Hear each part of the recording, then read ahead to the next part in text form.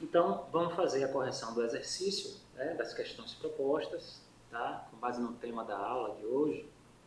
Então, lembrando que o tema é a experiência histórica dos índios no Brasil, a fase anterior à conquista europeia e o período colonial. Bom, a primeira questão pede para que você, em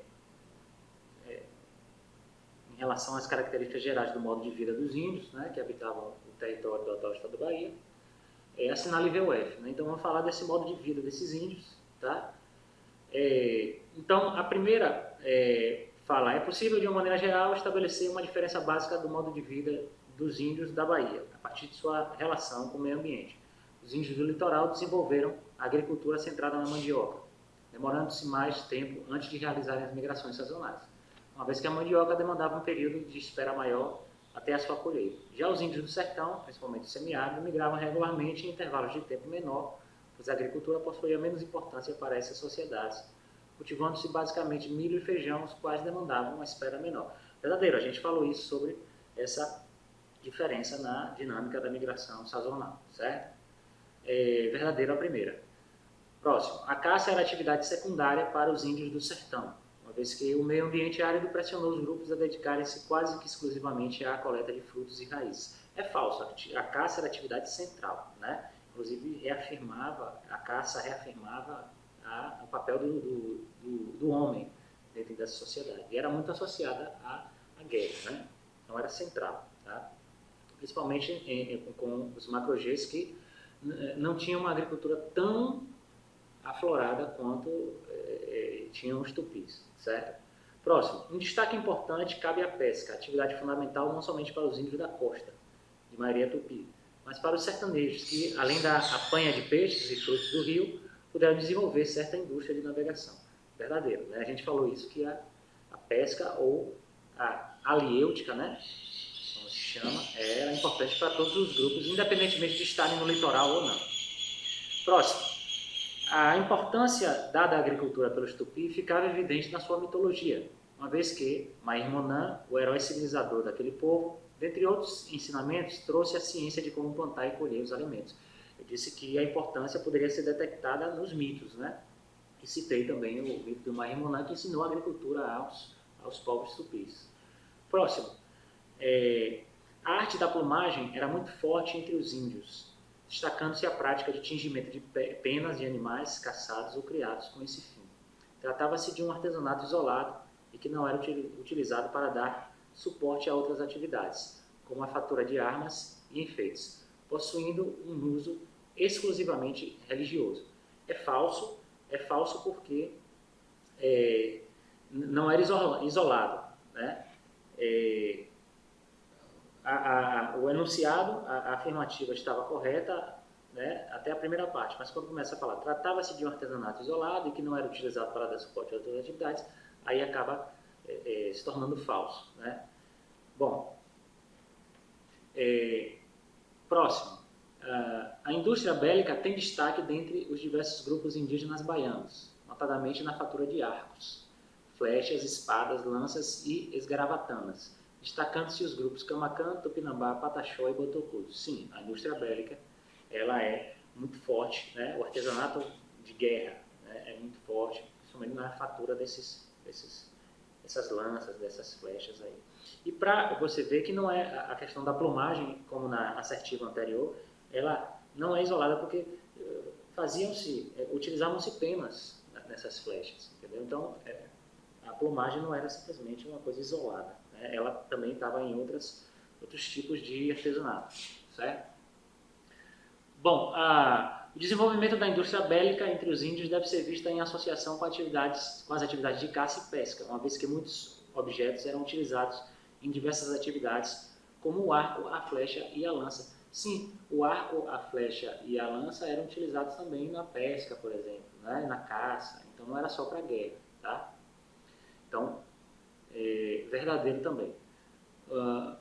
Próximo, a aliêutica dos índios, ou seja, a pesca dos índios da Bahia, não produziu significativas técnicas, já que a pesca se fazia basicamente com arco e com a flecha, não. Existiam, né, uma série de técnicas, eu até citei o Gabriel Soares de Souza, que ele descreve muitas técnicas e muitas muitos métodos de pesca que são utilizados por comunidades tradicionais, que a gente pensa que veio dos escravos, dos africanos, na verdade são indígenas, né?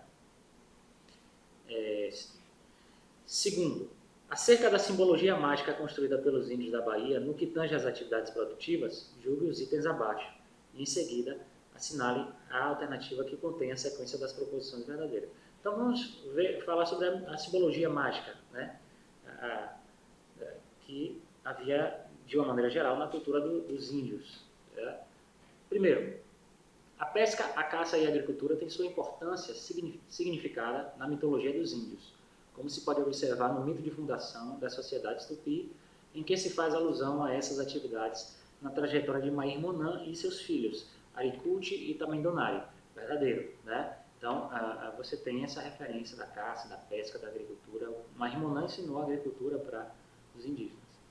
Para os Quiriri, Moritizes e Paiaiás, a caça é de tamanha importância que os índios necessitavam passar por um ritual de iniciação para tornarem-se caçadores, o que também se estendia à guerra, já que, para a maior parte dos grupos em questão, caça e guerra eram atividades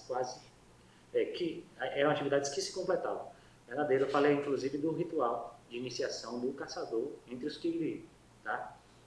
Terceiro, apesar da forte carga simbólica, a dieta dos índios da Bahia não era afetada por restrições mágicas, uma vez que a busca desesperada por alimentar-se impedia que houvesse qualquer tipo de proibição.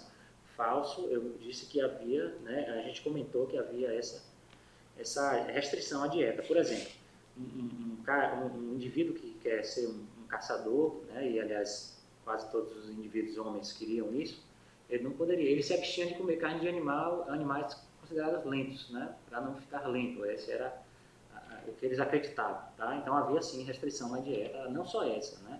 Moças não podiam comer determinadas carnes, enfim, ou determinados frutos.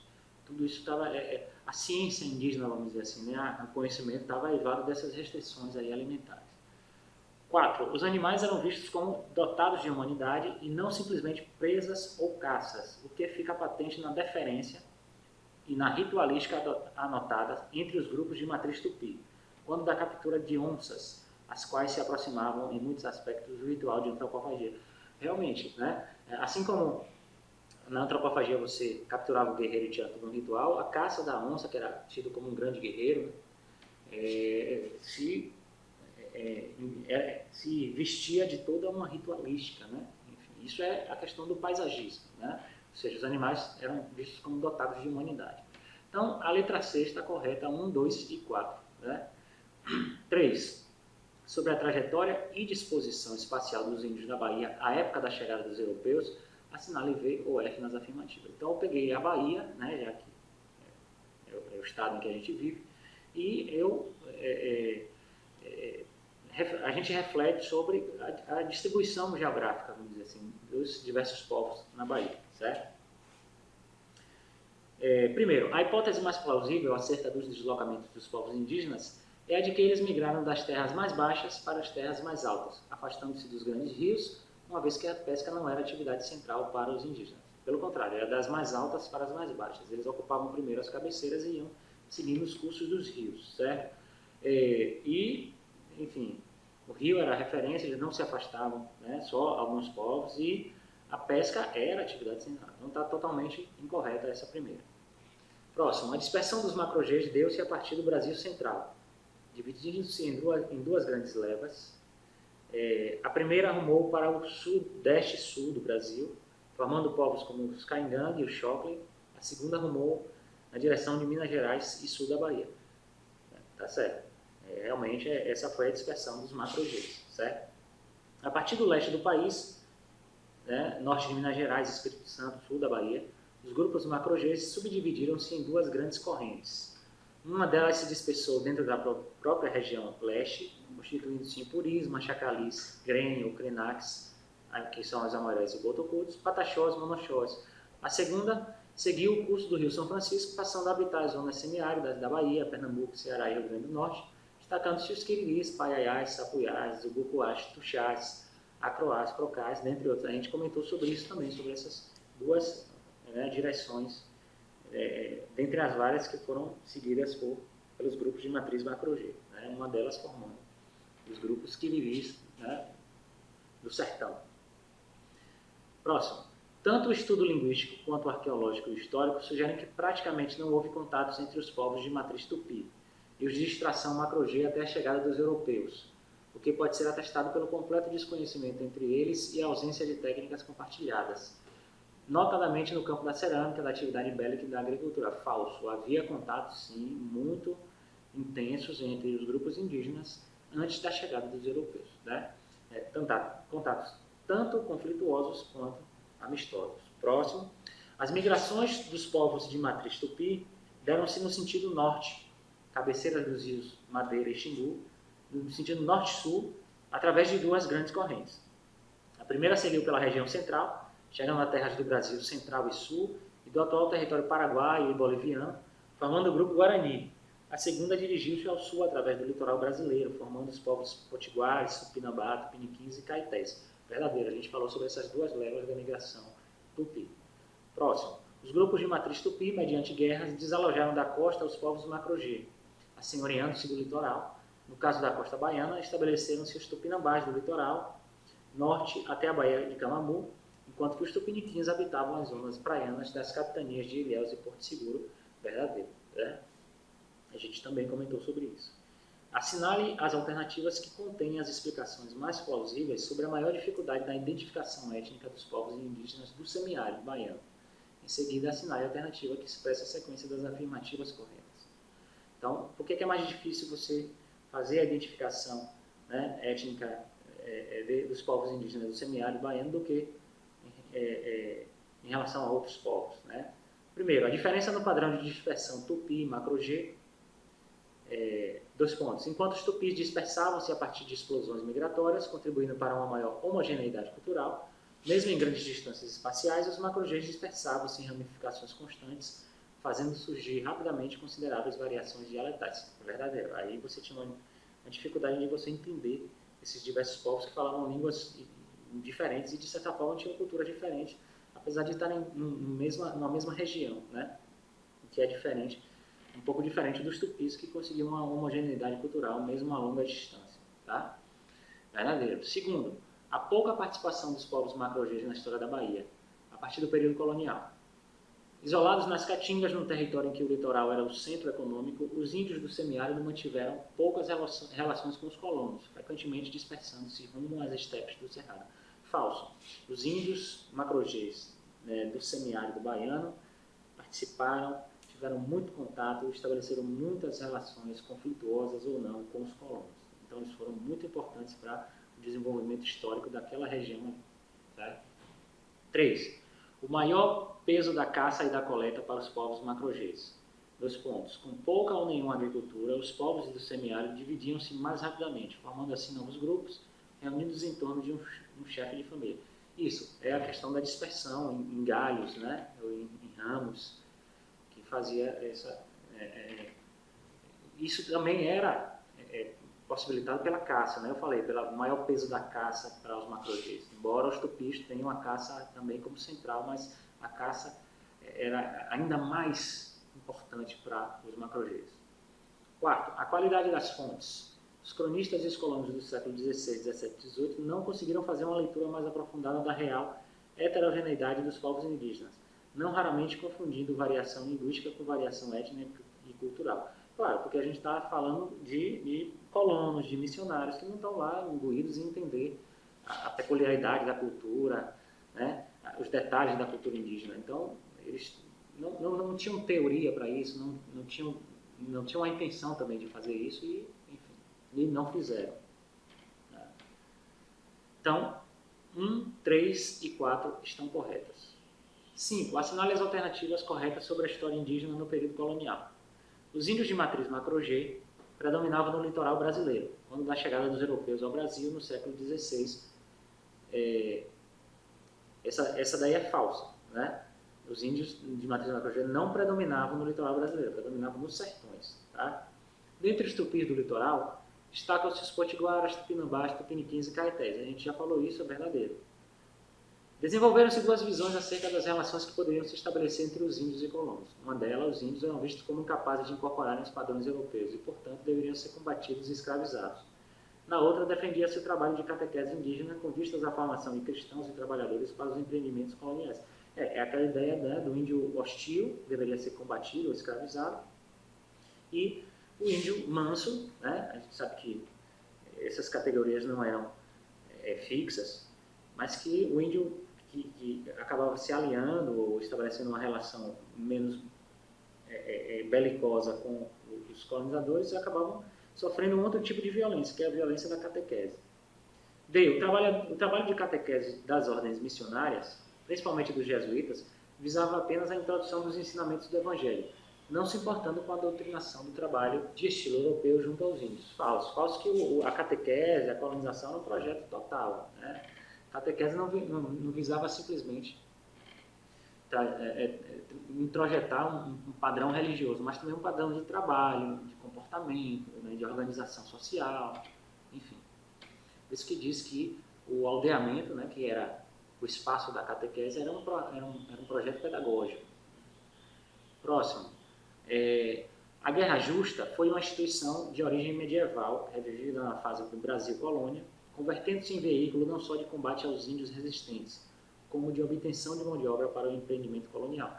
Realmente, né, na mão dos colonos, isso virou um instrumento de escravização do índio, a chamada Guerra Justa.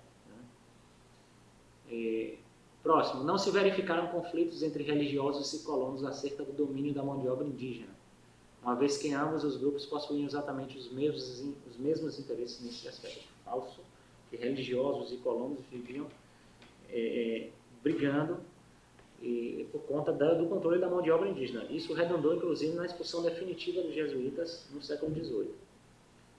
Próximo. Leis contra a escravidão indígena foram editadas desde o século XVI, mas a escravidão de grupos indígenas continuou existindo, através da Guerra Justa, do resgate aos índios de corda e a constante infração à legislação em vigor. Verdadeiro.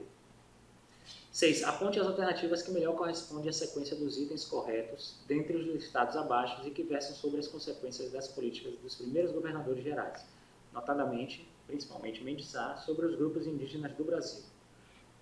Primeiro, a guerra, a exploração e as epidemias que incidiram sobre os grupos tupis do litoral baiano foram responsáveis pela intensificação dos descimentos, em sua busca de grupos indígenas dos sertões, promovendo a partir de então o aporte de indígenas de matriz macro-G nos principais povoados. Verdadeiro, né? O descimento, você dizima muitos índios tupi do litoral e aí você vai buscar lá no sertão, quem está lá no sertão? Os macro-Gs, certo?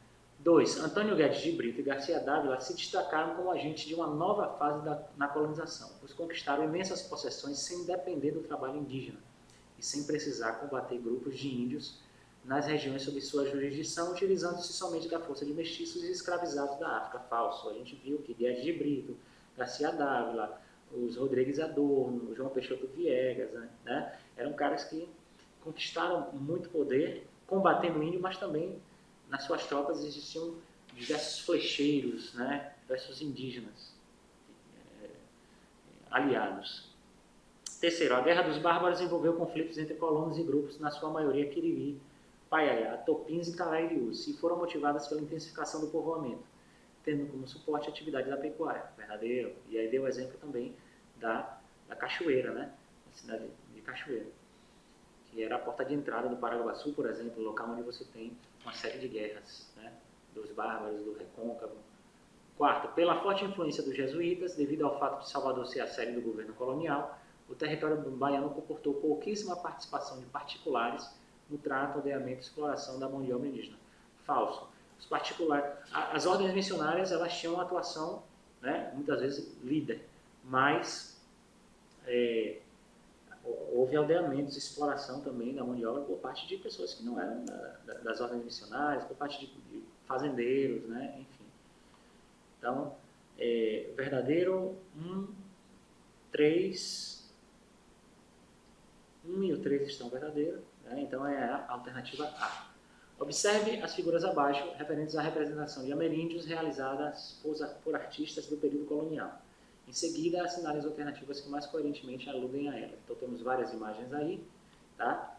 Essas imagens vão retratar, né, uma ideia de índio, né?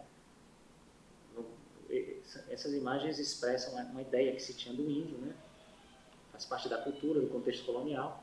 Vamos lá. As figuras, de um modo geral, expressam um processo de adaptação da visão europeia à realidade da colonização, destacando-se a demonização de hábitos ameríndios como a antropofagia, a poliginia e os rituais religiosos. Verdadeiro, né? A demonização desses hábitos é uma coisa que ressalta aos olhos, né? A gente vê essa imagem.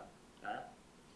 Essas imagens, na verdade. Então, você tem aí o ritual de antropofagia, né? Os índios retratados como selvagens ou bárbaros demais.